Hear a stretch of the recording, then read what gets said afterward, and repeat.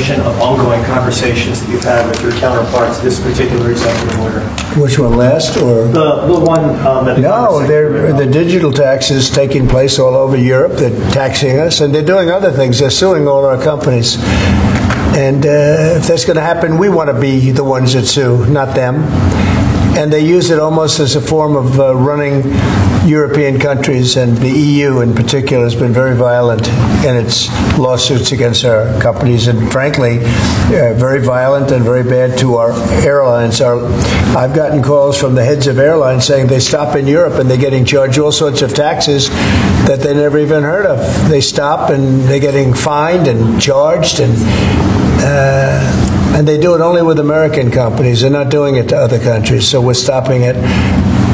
And we have another thing, we have another step to go, and if they don't shape up, as an example, Apple has had to pay like $17 billion in a lawsuit that nobody thought was worth anything. And I won't get into the judge or the decision or how the decision was arrived, but I'm pretty good at this stuff, and I think it's disgraceful. And Google's being sued, Facebook's being sued, and many others are being sued by their so-called government, if you call it a government, EU, and they don't treat us right. They don't treat us right as a country. So we're going to protect our companies. We have to protect our companies. So we're not going to have any companies left anymore. I also want to thank Apple, though, for announcing they're going to invest $500 billion in our country. That's the biggest investment anybody's probably made to this date. And they're going to do it very quickly, and that's because of tariffs. They don't want to pay the tariffs, and they feel very strongly about the country now. They wouldn't have done it without us. Without the Trump administration, they wouldn't have done it. But they feel very strongly about the direction of the country. The polls have shown that, too. The polls are coming out showing direction of the company is of the country is the best they've ever seen, actually. Best they've ever seen. So I just want to thank Tim Cook and Apple for the confidence. $500 billion. That's the biggest investment anyone has made in a short period of time. Mr. President, have you spoken today with the House Republican holdouts who said they would not be supporting the budget resolution? Well, I'm not involved in that. They know what I want, and the Senate knows what I want, too. And the Senate's got a bill that's very strong, having to do with the taxes, because the taxes is what's bringing all these companies in. So, and without it, by the way, you'd have to double your own taxes. Everybody would be doubled up, and you'd have the biggest tax increase ever. So the House has a bill and the Senate has a bill, and I'm looking at them both, and I'll make decisions. But I don't know where they are in the vote.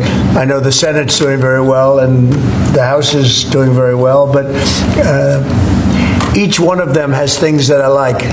So we'll see if we can come together. Mr. President, can you clarify, hopefully once and for all, what your expectations are with this email to federal employees? What are you going to use that information for? And do you see it as voluntary, like OPM has said, or mandatory? Well, it's somewhat voluntary, but it's also, if you don't answer, I guess you get fired. What it really is, I'm still lost on that. What it is do people exist? We have this massive government with millions of people, and nobody knows who's working for the government, who's not. So what they're doing is they're sending out a letter to everybody, and they're saying, what were the things you did last week? Mm-hmm. I guess they ask for 5. And if people are working, it's easy. I could tell you 5 things I did last week. I could tell you 5 things I did 6 weeks ago, right? If they're there and they're working, they're able to say they did 5 things during work. And that means they're working and they're with us and they have no further obligation. If they're not, it could be there's no such person. It could be that the person's no longer working. They're no longer living at that address. They may be moved. Maybe they moved to a different country, or maybe the person doesn't exist. And we then take that person off the payroll, and we save a lot of money by doing that.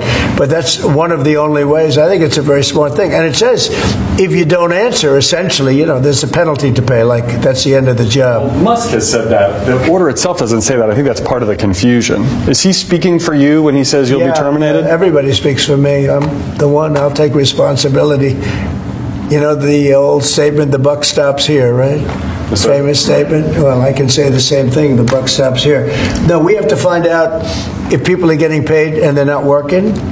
And, you know, they have a problem. Let's say they have another job, and then they write in false statements. It's a big problem if they write in false statements. They may be working for somebody else but getting paid by the U.S. government, and that would mean that they're not allowed to be doing that. You know, they're not allowed to be working for us and be working for somebody else. We're paying them a lot of money. You know, we're paying them. So we'll see. That solves that problem. Most people aren't willing to say that, you know, we're doing this, and this for the U.S. government, and yet they're at another job, because that's a big problem for them if they do that. So in some cases, they're not writing back. And if they don't write back, they end up eventually losing their job. We give them extensions, but, you know, that was something we thought about a long time ago. We give them extensions, but we'll see. We have to make sure, number one, that we have people, number two, that they're working, and number two, they're working for us, not for another company. Is it true that President Zelensky is coming on Friday to meet with you, and is the mineral deal sorted out? Yeah, I hear that. I hear that he's coming on Friday. Certainly, it's okay with me if he'd like to, and he would like to sign it together with me, and I understand that's a big deal, very big deal. And I think the American people, even if you look at polling, they're very happy because, you know, Biden was throwing money around like it's cotton candy. And it's a very big deal. It could be $1 trillion deal. It could be whatever. But it's rare earths and other things. And look, we're spending hundreds of billions of dollars on Ukraine and Russia fighting. A war that should have never, ever happened. That's a war that would have never happened if I were president. And it didn't happen for 4 years. People say, how do we know that? It didn't happen for 4 years. Would have never happened. And nevertheless, this guy went into this situation and he spent money like nobody's ever seen. $350 billion. The other thing that we don't like is that Europe has spent $100 billion. We've spent $350 billion. Europe gets their money back because they spent it in the form of a loan, and we just gave them, whether it's 300 or 350 billion, nobody really knows. They can't even tell me the answer to that. It means probably more than that. So what we're doing is now we're saying, look, we want to be secured. We want to get that money back. We're helping a country through a very, very big problem, a problem like very few people have had. Shouldn't have had this problem because it shouldn't have happened, but it did happen, so we have to straighten it out. But the American taxpayer now is going to get their money back plus. Mr. President, yesterday with Emmanuel Macron, you said you had spoken to Putin about the idea of peacekeepers in Ukraine, that Putin was fine with it. The Kremlin, I guess, has said that that's actually unacceptable to them. What's real here? That's not what I was told. But you're going to need some form of peacekeeping, so something will be done that's going to be satisfactory to everybody. We need peacekeeping too.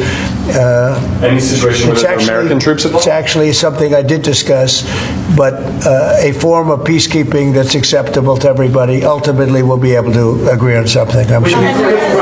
With Ukraine and this mineral deal, what does Ukraine get in return, Mr. President? $350 billion and lots of equipment and military equipment and the right to fight on and originally the right to fight. Look, Ukraine, I will say, they're very brave and they're good soldiers, but without the United States and its money and its military equipment, this war would have been over in a very short period of time. In fact, I was the one that gave the javelins. You remember the famous javelins? That was me. That wasn't Obama. It wasn't Biden. It wasn't anybody else. It was me. And they wiped out a lot of tanks with those javelins. And the expression was that Obama gave sheets and I gave the javelins. That was a big deal at the time. It wiped out. That was the beginning when people said, wow, that's something. Well, that was American equipment. Without American equipment, this war would have been over very quickly. And American money, too. I mean, a lot of money. So when you, Mr. President, that war-fighting equipment and the ammunition, that's sustained going forward for Ukraine, and how long is it sustained? Well, it could go forward for a while, and maybe until we have a deal with Russia. Look, we need to have a deal with Russia, otherwise it's going to continue. But now when Americans put up their money, the taxpayer money, and the president approves it, we're getting our money back in some form. But it could go on for a while, or it could be settled quickly. I think it's going to be settled quickly. I spoke with President Putin. I think he wants to settle it. And once you get on with life, it's horrible. What's happening horrible. Thousands of soldiers a week are being killed, and others too. but especially on the battlefield. Thousands a week are being killed, and we want that to end. When you spoke to, Mr. President, when you spoke to... Yes. Okay. Real quickly. Carolyn Levitt, your press secretary, sent an earthquake through that briefing room earlier today announcing that the WHCA would not have any control over placing media in the seats of the briefing room. Just want to get your thoughts on that. And also on Air Force One. It's trending on X. People are talking about it. Get your thoughts. Well, we're going to be now calling those shots. As you know, we won that lawsuit right there. See, the Gulf of America, which is a beautiful name. Most people agree. I don't know. It's, you know, AP has been terrible. Look, I think they're radical left. I think they're third-rate reporters. I know the specific young lady that works on the account is terrible. She's a radical left lunatic, as far as I'm concerned. They don't treat us fairly. That's number one. And number two, they had no right to do that. This is the Gulf of America. And if you look at that shoreline, look at that shoreline. Look, from Florida, well, most of it is, it's called America. And vast majority, like big numbers. So I'm just admiring it as I look at it. I'm getting teary-eyed, but I don't want you to say Trump broke down and started crying. No, how beautiful is that? Look at the shoreline. Look at that. Well, that's America. Can I shift our attention to Canada real quick? Yes, please. Last week, I spent some time with 2 government officials for Canada. I was asking them how realistic is it that Canada would be the 51st state. Yeah. And they told me there is a path. Alberta is first, and if they sign on, Saskatchewan would follow, and then you go west to British Columbia. There is a movement in Canada to join us. I want to get your thoughts on that and how that's proceeding. So it's true. Thank you, Brian. It's true. A lot of people in Canada are liking becoming our beautiful, cherished 51st state. They'll have to pay much lower taxes. They'll have the ultimate security. You know, they don't pay very much for security right now because they rely on us, which is really unfair to us. They make cars that we could make, and they send them back into the United States. They make a lot of things, including the sending of oil and everything. We don't need their oil. We don't need their lumber. In fact, we're going to be freeing up, and I've asked Howard Lutnick to get that done with Lee and everybody, Lee Zeldin, environmental.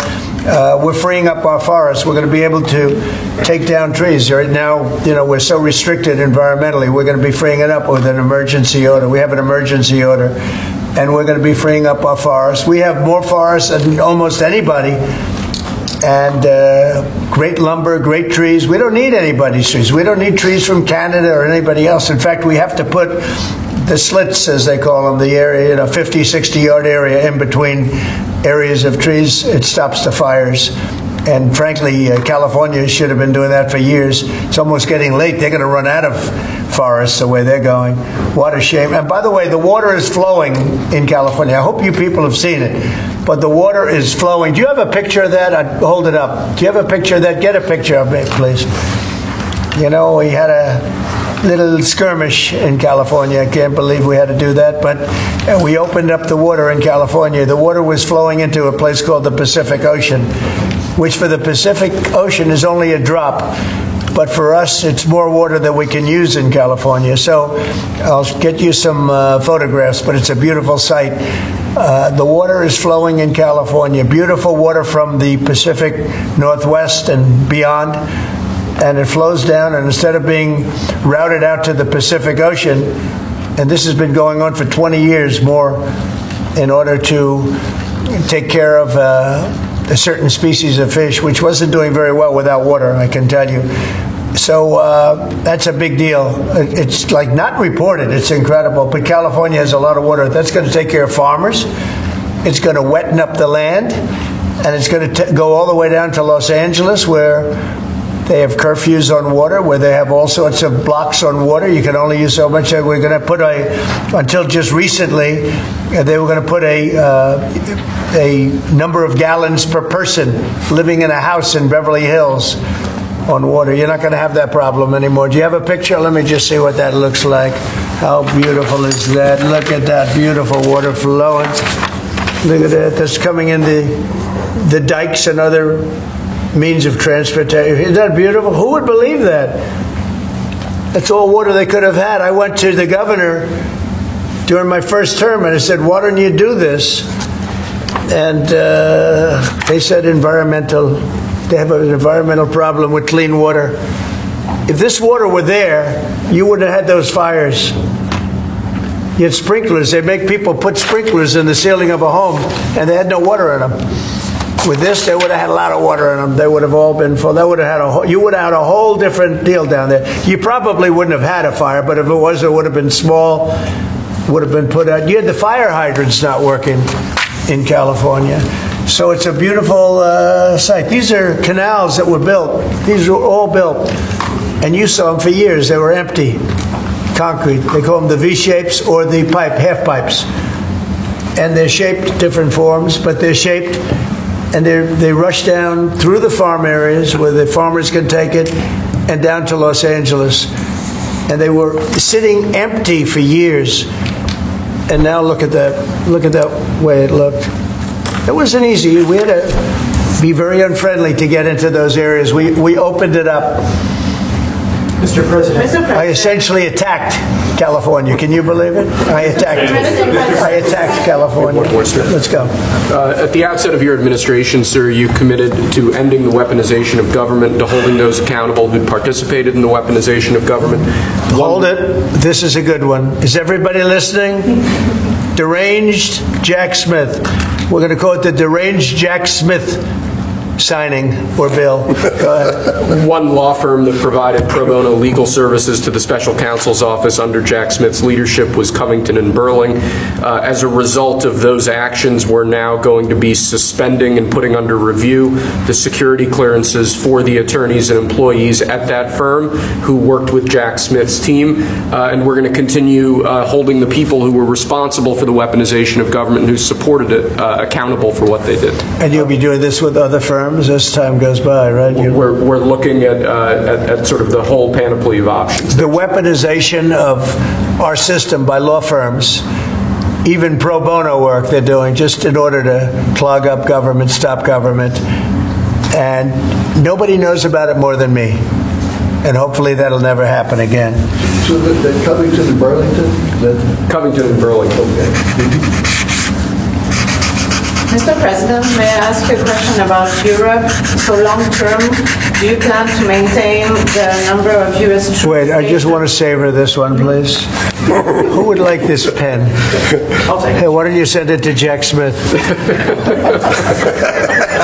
A deranged person. So what do you say to people who worry that targeting an individual firm or individuals who aren't Jack Smith for his actions? I've been targeted for 4 years, longer than that. So you don't tell me about targeting. I was the target of corrupt politicians for 4 years, and then 4 years after that. So don't talk to me about targeting. Yeah, go ahead. Mr. President, there are approximately 2 million federal employees right now. By the end of your term, what do you expect that number to be? What would you like that number to be? Well, it'll be lower, but I can't tell you. Everybody knows I ran on downsizing government, but making government better. I ran on tariffs and making our country rich, and that's what's going to do. We're going to be doing something else that's going to be very, very good. We're going to be selling a gold card. You have a green card. This is a gold card. We're going to be putting a price on that card of about $5 million, and that's going to give you green card privileges plus. It's going to be a route to citizenship, and wealthy people will be coming into our country by buying this card. They'll be wealthy, and they'll be successful, and they'll be spending a lot of money and paying a lot of taxes and employing a lot of people. And we think it's going to be extremely successful. And never been done before or anything like this, but it's something that we're going to be putting out over the next, would you say 2 weeks, Howard? Do you want to say a couple of words about it? Sure. Mr. President, are there requirements for that gold card? Do you have to invest a certain amount of money in this country in order to qualify for that gold card? Yeah, exactly. So the EB-5 program was really, you lend some money, but it was full of nonsense, make-believe, and fraud, and it was a way to get a green card that was low priced. So the president said, rather than having this sort of ridiculous EB-5 program, we're going to end the EB-5 program. We're going to replace it with the Trump Gold Card, which is really a green card gold. So they'll be able to pay $5 million to the U.S. government. They'll have to go through vetting, of course. We're going to make sure they're wonderful, world-class global citizens. They can come to America. The president can give them a green card, and they can invest in America, and we can use that money to reduce our deficit. Why do we give out lotteries of green cards? Why do we give out EB-5 for green cards? The President of the United States understands that the right answer is, why don't we eliminate the deficit of the United States of America instead? The gold card, well, millions, but the gold card will bring in with it people that create jobs, very high-level people. I think companies will pay to get people in. For instance, you today graduate from the Wharton School of Finance or Harvard or Stanford or any college, and nobody knows if you can even go to work for a company. So Apple and all these companies that want to get people to be working for them will be able to buy a card, and for the people that are number one in their class at top schools, I see that as one of the things. But generally speaking, it'll be people with money and people that create jobs, and they won't have to pay any tax on income outside of the United States, which they're not paying right now. They're not citizens, but they'll have to pay if they create jobs in the United States. They'll pay full taxes like everybody else. So you're getting big taxpayers, big job producers, and we'll be able to sell maybe 1 million of these cards, maybe more than that. And if you add up the numbers, they're pretty good. As an example, 1 million cards would be worth $5 trillion. $5 trillion. Wow. And if you sell 10 million of the cards, that's a total of $50 trillion. Well, we have 35 trillion in debt. That'd be nice. So we'll see. But it could be great. Maybe it will be fantastic. We have it all worked out from the legal standpoint. It's totally legal to do. It hasn't been done before. It's been done in many different forms. We give them away. Why should we give them away? We shouldn't give them away. And I think it's something very exciting. I think it's potentially just something that we're all very excited about. So it's a gold card. It's somewhat like a green card, but at a higher level of sophistication. It's a road to citizenship for people. And essentially people of wealth or people of great talent, where people of wealth pay for those people of talent to get in, meaning companies will pay for people to get in and to have long-term status in the country. And I think it's something we're very, very happy about. Would you have anything to say about that? Well, many other countries, by the way, do this, including, of course, your 51st state does that. And the money's earmarked for deficit reduction? It may be earmarked for deficit, but it actually could be more money than that. I mean, if you did 10 million, it would be, you'd have $15 trillion left over. But generally, it's going to be paid down debt, yes. Do you need Congress for this? Do you think you need them to pass a law? No, we don't need Congress, no. Because we're not doing citizenship, we're doing the card. I see. It's a path to citizenship, a very strong path to citizenship, but we're not doing the citizenship. For that, I'd have to get Congress. And would all countries be eligible for this gold card? Depends. The countries largely, the people will be vetted very carefully. Mr. President, on Ukraine, would you provide military support for Ukraine in the future under a peace agreement? Say it again louder. Would you provide military support for Ukraine in the future as part You mean like security? Yeah. Well, people are going to do it. I think Europe will largely be responsible for that. But European countries will be responsible. But Macron asked for a U.S. backup. Well, we'll see. I mean, right now we're just in the process of negotiating. We've pretty much negotiated our deal on raw earth and various other things. We'll be looking at that security. You're talking about general security for Ukraine later on. I don't think that's going to be a problem. There are a lot of people that want to do it. And I spoke with Russia about it. They didn't seem to have a problem with it. So I think they understand. They're not going back in. Once we do this, they're not going back in. So on that gold card, Would the U.S. provide, for instance, air defense? Well, I just told you, right now we're not providing anything. You know, it's about Europe, too. Europe put in $100 billion and we put in $350 billion. It's not a fair thing. You know, we would normally say, and I say it now anyway, but we want equalization. They should put up actually more money than us because they're right there. We have an ocean in between. But we've had very good talks with Russia. We've had very good talks with Ukraine, and we think it maybe will come to an end and we'll stop killing young people all over the battlefield and elsewhere. On Europe, so do you plan to maintain heavy military presence in Europe in the long term, like tens of thousands of troops? We'll be involved. Yeah, we'll be involved in Europe. We're involved in Europe now. Europe is our friend. They take advantage of us on trade. We don't like that. What the EU does, we don't like that. But we'll solve that the old-fashioned way. We'll give them the same reciprocal numbers. You know, we're talking about a reciprocal tax. You know that. And if they charge us, we charge them. Right now, they charge us much, much more than we charge them. And they have non-monetary taxes also and tariffs. And we're going to change that. It's all changing. It's all changing. We're not going to be the people that we were. We had people in this office sitting right at this desk or another model of this desk, because as you know, the other desk is right now being refurbished. Is Steve Witkoff delaying his trip to the Middle East? No, not that I know of. No, Steve. And the Middle East has been great.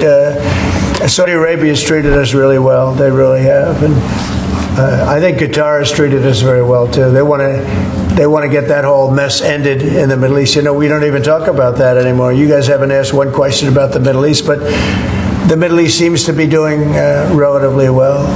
May I ask about the Middle East, sir, about the Middle East? For months, even before you were elected in November, you've spoken about your desire to free all of those hostages that have been held by Hamas since October the 7th, a year and a half ago. And just a few weeks ago, you gave an ultimatum.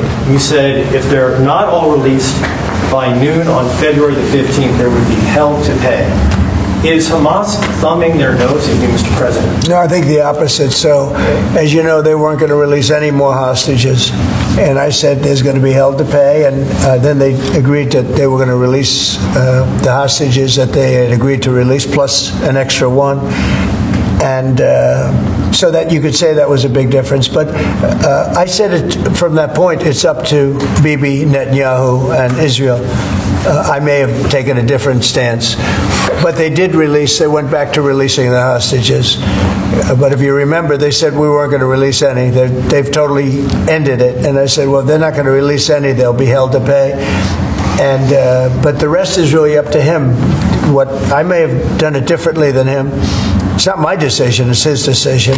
But they did release all of those hostages. So. Mr. President, when you spoke to Vladimir Putin, did he raise or did you discuss at all the possibility of a minerals deal on the Ukrainian land that Russia now controls, striking a deal with Russia? No, I'd like to buy minerals on Russian land, too, if we can. The rare earth. They have very good rare earth also. They both do, I would say that. And oil and gas. Look, it's a great thing if we sell this. It's great for Russia, too. Because we can do deals there. They have very valuable land that isn't utilized. So something like that could take place, yeah. Have you put raising or lifting sanctions against Russia on the table? No, we haven't lifted any sanctions on anybody. On the table as part of any negotiation? I guess it will be at some point, but right now we haven't agreed to lift sanctions on anybody. On that gold card, getting back to that, I'm fascinated by this, Mr. President. You should be fascinated by it. Your taxes will go down to nothing. Would a Russian oligarch be eligible for a gold card? Yeah, possibly. Hey, I know some Russian oligarchs that are very nice people. It's possible. They're not quite as wealthy as they used to be. They're not as wealthy as they used to be.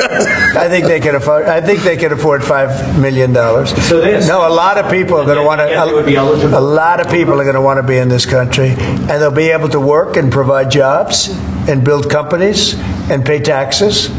All of those things. It's an incredible.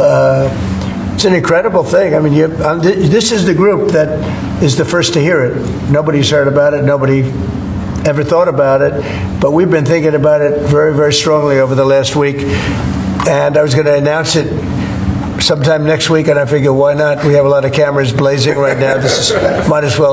We might as well do it now. We'll have Caroline announce it the next time. No, it's a great thing. The gold card. Remember the words, the gold card. Somebody said, can we call it the Trump gold card? I said, if it helps, use the name Trump. I'll give it to you for free. Mr. President, you probably just launched 10,000 stories. Do you want to elaborate a little bit more on what Russian oligarchs you know or don't know? Isn't it interesting how many stories we do tell? And they all turn out to be true, and they all turn out to be ultimately correct. Trump was right about everything. Do you have one of those Trump was right about everything hats? I'm going to give it to this gentleman. Get me one of them. But they're all going to be vetted. Everybody who comes in gets vetted, okay? They get vetted, so you gotta, We're going to begin in 2 weeks. About 2 weeks. The sale will start in about 3 weeks. Mr. President, do you see a more active role for Zelensky now, given the status? I hope so. I mean, look, I think that we want to get that country back on its feet. And right now it's been destroyed. And so, here, give me this here. Give me all of them. Look. See that? Trump was right about everything. It just came in. Somebody sent it. I said, this was sent in by a fan. I said, I think we should make some of them, right? But we were, pretty much. You want one? I'll pass. Are you allowed to take one? Probably not. He'll consider it. I know him well. He's sort of a stiff. Brian, you're not a stiff. He's sort of a stiff guy. He'll take other things, but not a free hand. Always say yes to the president. Always say yes to the president. Would anybody like one? Mr. President, an easy question, perhaps for you. Maybe it's difficult. I'm going to ask you this question about the. Who do you work for? I work for 2 news organizations. Who? I work for 2 news organizations. Yeah, who are they? I work for Great Television, America's second largest broadcaster, and I work for iHeartRadio. So there you go. But let me ask you the easier, tough question, Mr. President. The Philadelphia Eagles won the Super Bowl. Are they being extended an invitation? They will be. We haven't yet, but we will be. I thought it was a great performance by them, and absolutely they'll be extended that invitation. Would you do that right away, by the way? We'll do it right away. We're going to do it sometime today. And they deserve to be down here, and we hope to see them. We have a lot of teams. We just had the great hockey team, as you know, Florida come here. We have many of the great athletes come that win things. What's the main obstacle holding up this PGA Tour Live Golf?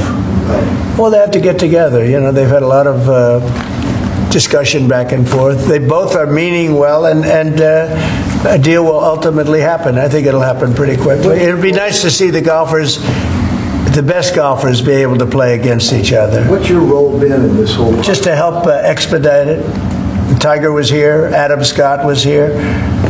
Jay Monahan was here the other day.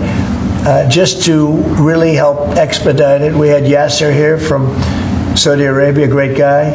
These are all great people, and they want to work it out. So if I can help them work it out, I don't get anything out of it. If I can help them work it out. I just think golf, it's very much of an individual sport, and you want to see the best players playing against each other, not playing in 2 different locations, right? What's going to be more challenging, a PGA Live deal or a Russia-Ukraine deal? I think the PGA deal is much more complicated.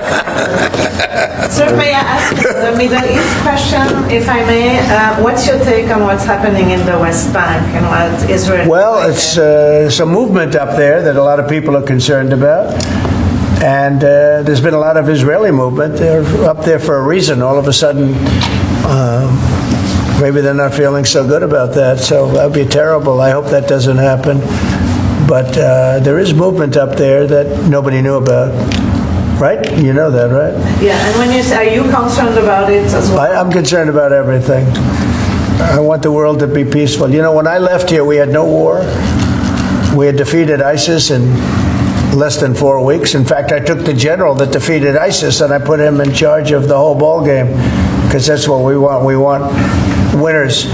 Raisin Cane, Raisin. When I heard that name, I said, I like that name. That's the kind of general I like. So we'll see. But he was great. He's a great soldier. Not a politician, a soldier, a real soldier.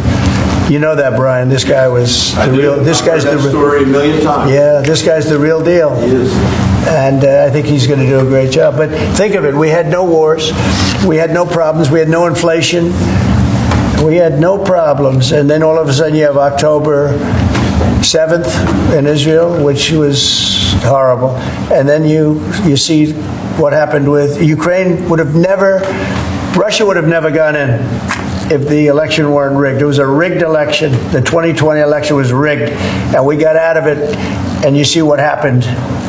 You see what happened to our country. Inflation, Afghanistan, that horrible withdrawal from Afghanistan. I think when Russia saw what happened in Afghanistan, they said, wow, it's a paper tiger. We're not a paper tiger. We are the strongest military force in the world. And by the way, Pete Hegseth is doing a great job. But we didn't have wars. We didn't have inflation. We had a strong border. We had everything going good. And then Biden got in, and he's, in my opinion, the worst president in the history of our country. I think Jimmy Carter was a very happy man when he passed away 2 weeks ago. What are you expecting at the cabinet meeting tomorrow? It's going to be a cabinet meeting, and I'll preside. Unlike Biden, I'll preside over my own cabinet meeting. How would you compare your cabinet in your second term to your cabinet that you had in your first term? Well, I had some great people my second term. I think this is deeper. I think it's better because it's deeper. I had some people that I didn't really like too much in my cabinet, but I didn't know Washington then. I was a New York person. I knew New York intimately, but I had to rely on people. I had great people. Look, we got the biggest tax cuts in history. I rebuilt the military. But we did so much. We did unbelievable. Even right to try. Somebody was saying today they were saved by right to try. We did right to try medically. We did transparency medically. That was a big thing, but Biden canceled that one. He didn't cancel right to try, which is interesting. He didn't cancel Space Force. He was going to cancel Space Force. Space Force is turning out to be invaluable. Amazing. We created Space Force. But think of it. We rebuilt our entire military, and now we're going to have to patch it up a little bit again because of what's happened. No, this was a grossly incompetent administration. The only thing they were good at was cheating in elections and the weaponization of government. Thank you very much, everybody. Thank you. Thank you, guys. Thank you, guys. Thank you. Thank you, guys. It's a bad time.